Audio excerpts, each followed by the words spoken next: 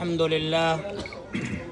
لله نحمده ونستعينه ونستغفره ونعوذ بالله من شرور أنفسنا ومن سيئات أعمالنا من يهده الله فلا مضل له ومن يضلل فلا هادي له وأشهد أن لا إله إلا الله وحده لا شريك له وأشهد أن محمدا عبده ورسوله أما بعد فإن خير الحديث كتاب الله وخير الهدي هدي محمد صلى الله عليه وسلم وشر الأمور محدثاتها وكل محدثة بدعة وكل بدعة ضلالة وكل ضلالة في النار. أعوذ بالله من الشيطان الرجيم. بسم الله الرحمن الرحيم. يا أيها الذين آمنوا اتقوا الله حق تقاته ولا تموتن إلا وأنتم مسلمون. وقال الله تبارك وتعالى يا أيها الناس اتقوا ربكم الذي خلقكم من نفس واحدة وخلق منها زوجها وبث منهما رجالا كثيرا ونساء واتقوا الله الذي تساءلون به والأرحام إن الله كان عليكم رقيبا. وقال الله تبارك وتعالى يا أيها الذين آمنوا اتقوا الله وقولوا قولا سديدا يصلح لكم أعمالكم ويغفر لكم ذنوبكم ومن يطع الله ورسوله فقد فاز فوزا عظيما. وقال النبي صلى الله عليه وسلم النكاح من سنتي وقال في موضع آخر فمن رغب عن سنتي فليس مني.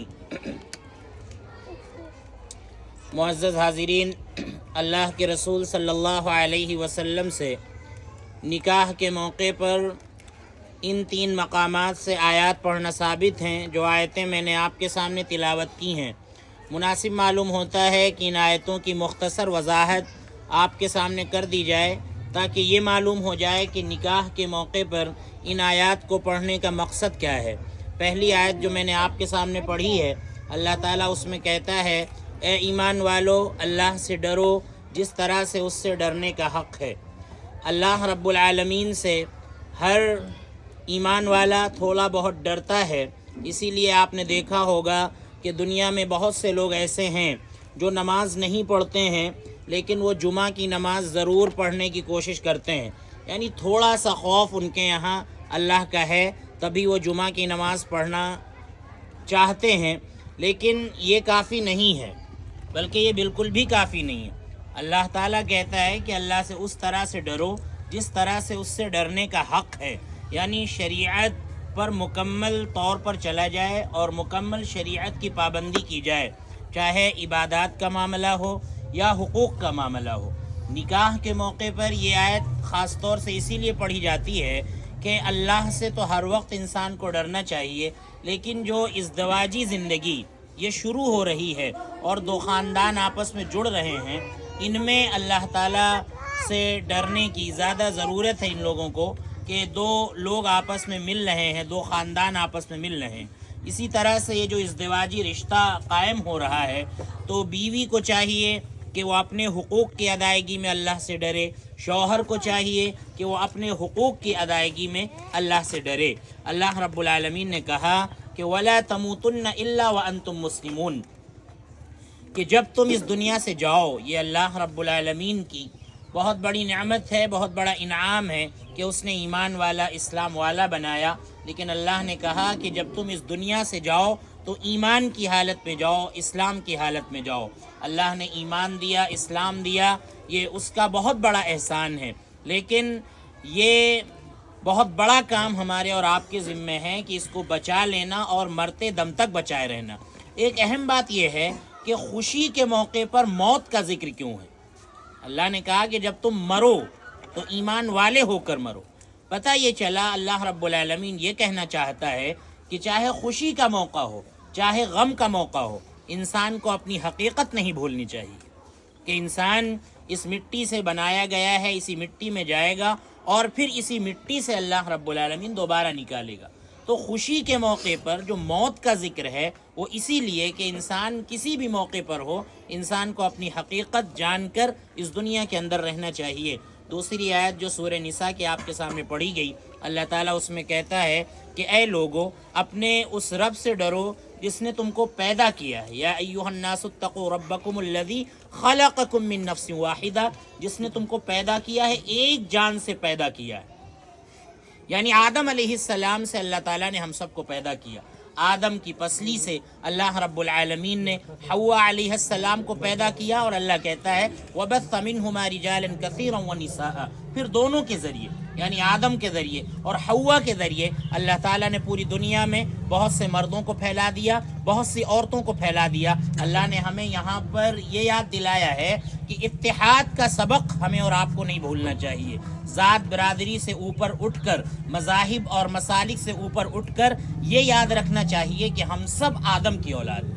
اور اللہ کے نبی صلی اللہ علیہ وسلم نے فرمایا حدیث کے اندر کہ الا کلکم من آدم و آدم من تراب، کہ تم سب آدم کی اولاد ہو، اور آدم کو اللہ تعالیٰ نے مٹی سے بنایا تھا، تو ہم سب کو اپنی اصلیت جان کر اس دنیا میں رہنا چاہیے۔ لوگ رنگ و نسل کے اختلاف میں پڑے رہتے ہیں، مذاہب کے اختلاف میں پڑے رہتے ہیں، اور پھر انسانیت کو فراموش کر دیتے ہیں۔ تو انسانیت کو فراموش نہیں کرنا چاہیے، یہی ہمارے مذہب کا بڑا عظیم درس ہے۔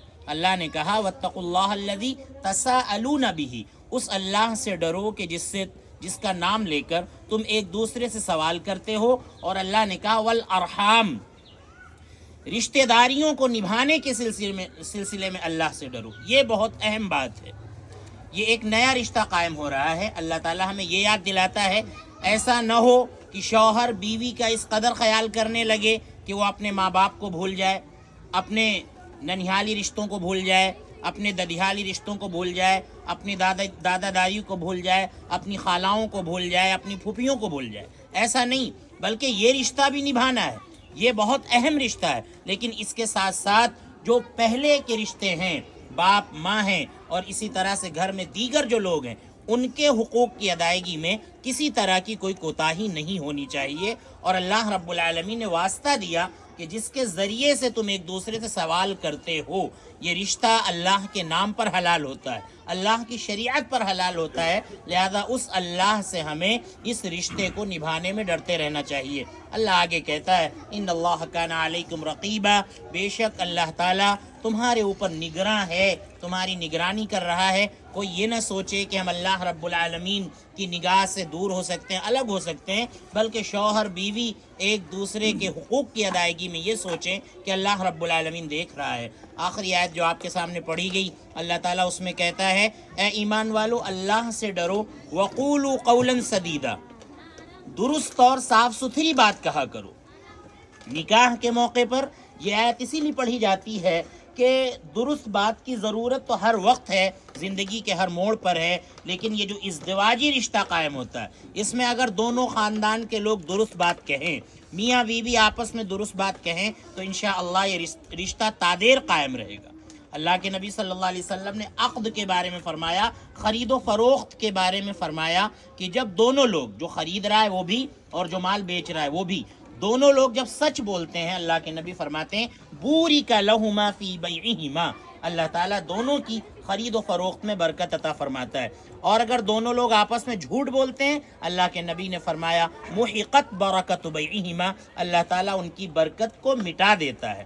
تو ایسے ہی اگر میاں بیوی آپس میں سچ بولتے رہیں گے، صحیح بات کہتے رہیں گے، اور مل جل کر رہنا چاہیں گے دونوں خاندان آپس میں، تو اللہ رب العالمین کا یہ فیصلہ ہے کہ اللہ رب العالمین نے یہ کہا ہے کہ تم سچ بات کہو، درست بات کہو، سیدھی بات کہو، اور اللہ رب العالمین اس میں برکت عطا فرمائے گا۔ آخر میں اللہ نے کہا کہ سچ بات کہو گے، درست بات کہو گے، تو اس کا بہت بڑا فائدہ کیا ہوگا کہ یصلح لکم اعمالکم، صحیح سیدھی اور صاف ستھری بات کہنے کی وجہ سے اللہ تعالیٰ تمہارے کاموں کو درست کر دے گا، اور اللہ رب العالمین صحیح بات کہنے کی وجہ سے تمہارے گناہوں کو بھی معاف کر دے گا۔ کتنا بڑا فائدہ ہے صحیح بات اور سچی بات اور سیدھی بات کہنے کا، کہ اللہ رب العالمین اس کی وجہ سے ہمارے کاموں کو بھی درست کرتا ہے، اور اللہ رب العالمین ہمارے گناہوں کو بھی معاف کرتا ہے۔ آخر میں اللہ نے کہا کہ وَمَن يُطِعِ اللَّهَ وَرَسُولَهُ فَقَدْ فَازَ فَوْزًا عَظِيمًا، کہ جس نے اللہ کا کہنا مانا، اس کے رسول کا کہنا مانا، یہ دنیا کا سب سے کامیاب انسان ہے۔ اس سے بڑا کامیاب کوئی نہیں ہے جو اللہ اور اس کے رسول صلی اللہ علیہ وسلم کا کہنا مانتا ہے۔ آخر میں ایک حدیث پڑھی گئی، اللہ کے نبی نے فرمایا کہ النکاح من سنتی، نکاح کرنا یہ میری سنت ہے، اور جو میری سنت سے دور بھاگے، نکاح نہ کرنا چاہے، ایسا شخص میرے طریقے پر نہیں ہو سکتا، میری سنت پر نہیں ہو سکتا۔ نکاح اللہ کے نبی کی بڑی عظیم سنت ہے، اور نکاح کی فضیلت میں اللہ کے نبی نے نہ جانے کتنی باتیں بیان فرمائی۔ اللہ کے نبی نے فرمایا جب تمہارے پاس کسی ایسے شخص کا رشتہ آئے جس کے دین کو تم پسند کرتے ہو، جس کے اخلاق کو تم پسند کرتے ہو، تو اس سے اپنے بچے کا یا اپنی بچی کا رشتہ کر دو۔ اللہ کے نبی نے فرمایا کہ اگر تم اخلاق کو نہیں دیکھو گے، دین کو نہیں دیکھو گے، صرف مالداری دیکھو گے اور اس وجہ سے نکاح میں تاخیر کرو گے، اللہ کے نبی نے فرمایا کہ زمین کے اندر بہت بڑا فساد پھیلے گا۔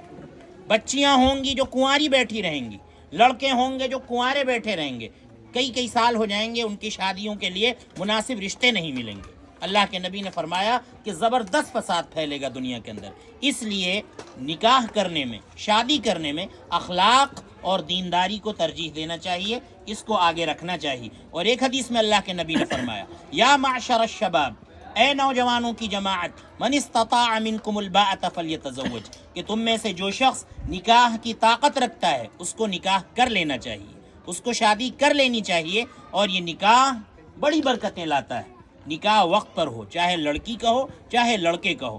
آج بلا وجہ کے بہانے ہوتے ہیں شادی کرنے میں، پڑھائی کا معاملہ سامنے آ جاتا ہے، اور اسی طرح سے اپنے پیروں پر کھڑے ہونے کا معاملہ سامنے آ جاتا ہے، جب تک پتہ چلتا ہے کہ سماج میں اس تاخیر کی وجہ سے نہ جانے کتنی برائیاں پھیل جاتی ہیں۔ تو نکاح جو ہے وقت پر ہونا چاہیے۔ جب بھی مناسب رشتہ مل جائے ہمیں فوراً اپنے بچوں کا اور اپنی بچیوں کا نکاح کر دینا چاہیے۔